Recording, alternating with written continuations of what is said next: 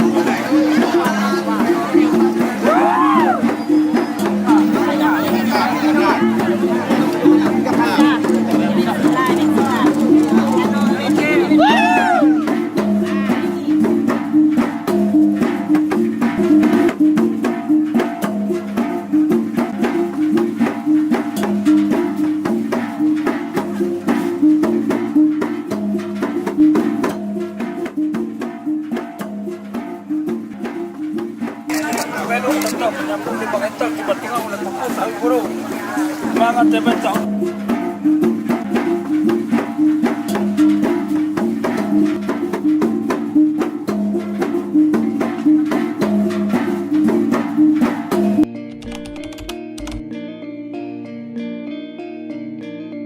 Apa itu upacara Tiwah?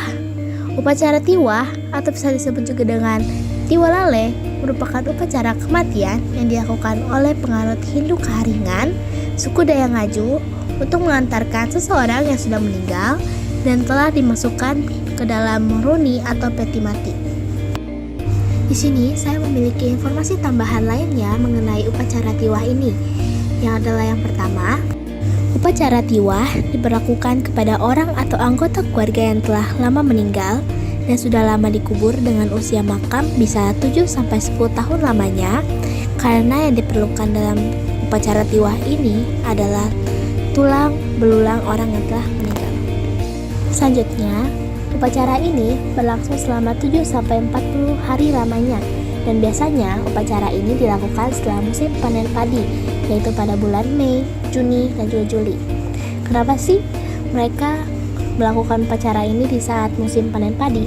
Karena pada saat itu orang di sana sudah memiliki cadangan pangan yang sudah cukup bagi anggota keluarga yang menyelenggarakan upacara ini, sehingga pada saat mereka menyelenggarakan upacara ini mereka sudah memiliki cadangan pangan yang cukup. Untuk poin yang terakhir, tentunya dalam melaksanakan upacara Tiwah ini memerlukan dana yang cukup besar, yaitu sekitar 50-100 juta rupiah.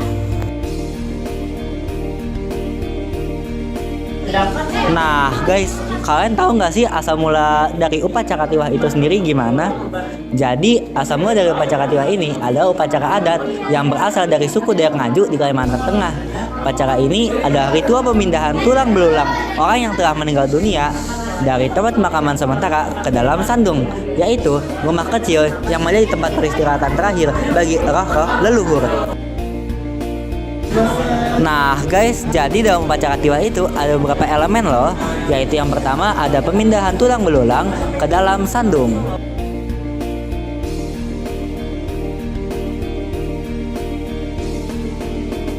Nah, lalu yang kedua yaitu ada pengorbanan hewan. Hewan yang dikorbankan itu biasanya kerbau, babi, atau ayam yang dikorbankan sebagai penghormatan dan persembahan kepada roh leluhur. Biasanya dipilih yaitu kerbau, dikarenakan hewan ini memiliki nilai yang tinggi dalam budaya Dayak, yaitu sebagai simbol kekuatan dan juga keberkahan. Lalu ada ritual sebelum penyembelihan yang dipimpin oleh tokoh spiritual untuk membersihkan hewan secara spiritual. Lalu juga ada penyembelihan dan pembagian daging kepada masyarakat. Nah guys, lalu yang ketiga itu adalah tari-tarian dan musik tradisional. Pertunjukan tarian dan musik menjadi bagian penting untuk menyambut roh dan memeriahkan upacara adat ini. Lalu yang keempat itu ada doa dan mantra yang diantunkan oleh pemimpin upacara atau tokoh spiritual yang dikenal sebagai balian untuk mengantar roh yang meninggal. Sebelumnya juga ada persiapannya juga loh. Lalu fungsinya itu untuk mengantarkan roh yang meninggal menuju perjalanan ke Lewu Tatau atau alam baka. Lalu penggunaan mantra juga dipakai loh, yaitu terutama pada penyembelihan hewan, pengaturan tempat penyimpanan tulang dan prosesi lainnya untuk menghindari roh jahat. Lalu sebenarnya apa sih tujuan dari upacara tiwah itu sendiri? Nah, jadi tujuan dari upacara tiwah itu sendiri yaitu untuk meluruskan perjalanan roh ataupun arwah menuju Lewu Tatau dalam konsep kebudayaan Dayak Ngaju. Fun fact-nya, ini juga sebagai prosesi buang sial bagi keluarga yang ditinggalkan loh.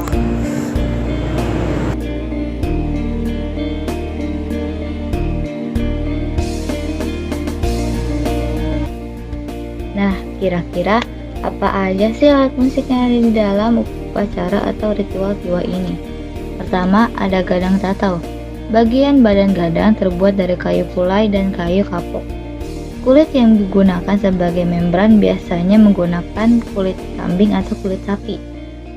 Untuk memainkan alat musik gadang tatau ini adalah dengan cara dipukul. Nah, yang kedua ada kangkanong. Kangkanong terbuat dari beberapa bambu yang dirakit, kemudian dipukul hingga menghasilkan bunyi. Dalam satu kangkanong, umumnya terdapat 5 bilah yang memiliki suara dengan nada yang berbeda-beda, sesuai ukurannya. Selain terbuat dari bambu, kangkanong juga terbuat dari logam. Yang ketiga ada katambung. Katambung terbuat dari kayu ulin yang dalamnya dibuat lubang sebagai resonansi. Bagian luarnya lalu diberikan ukiran-ukiran dengan menggunakan pahat.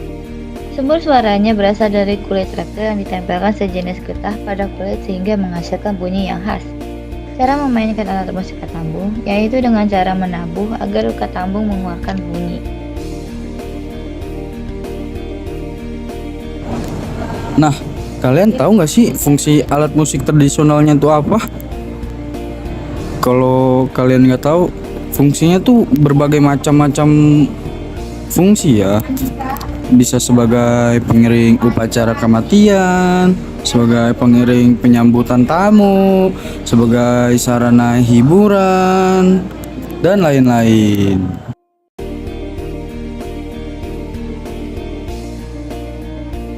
Nah, jadi inilah kesimpulan dari upacara tiwah. Upacara tiwah merupakan ritual pemakaman yang sangat penting dalam kehidupan suku Dayak Ngaju di Kalimantan Tengah. Dengan utama mengantarkan roh leluhur ke alam baka atau Laut Tatau dan memastikan kesejahteraan mereka di kehidupan setelah mati.